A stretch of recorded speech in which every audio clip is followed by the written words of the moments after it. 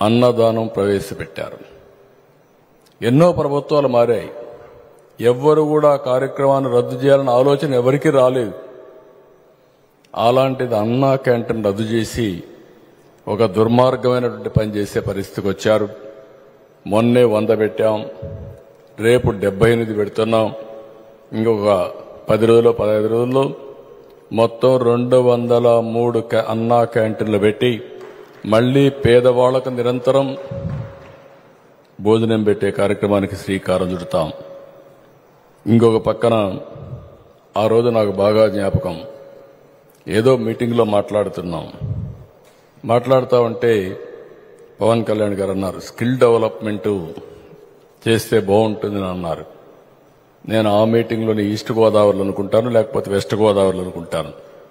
ఆ మీటింగ్లో నాకు ఆలోచన వచ్చింది.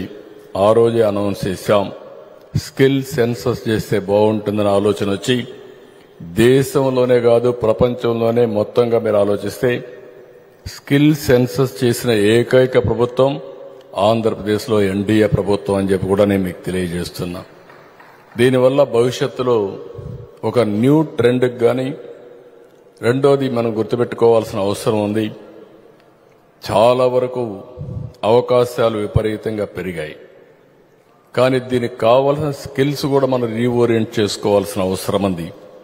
నాలెడ్జ్ని, స్కిల్స్ని కంటిన్యూగా ఎప్పటికప్పుడు అప్డేట్ చేసుకోవాలి.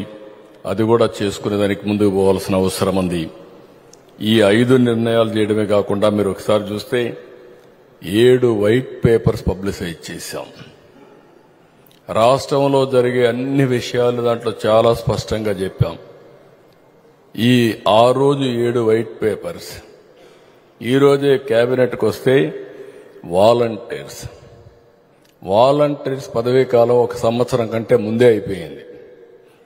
మీరు గుర్తుపెట్టుకోవాల్సిన ఆల్ ఎమ్మెల్యేస్ అంతా ఎంపీలు గుర్తుపెట్టుకోవాల్సింది, ఏదైతే వాలంటీర్ వ్యవస్థ గురించి మాట్లాడే ఈ ముఖ్యమంత్రి సంవత్సరానికంటే ముందు వాళ్ళ పదవీ టైం అయిపోతే సంవత్సరంగా దాన్ని కొనసాగించలేదు, ఎక్స్టెండ్ చేయలేదు. కానీ మొన్న టెంపరీగా ఒక 3 నెలలకు పాతదానికి మనం డబ్బులు ఇచ్చారు. కానీ వాళ్ళు మాత్రం పేరోల్స్లో కూడా లేరు. ఈరోజు వాళ్ళు చేసిన పనికి వాలంటీర్స్ ఆన్ రికార్డ్ లేరు.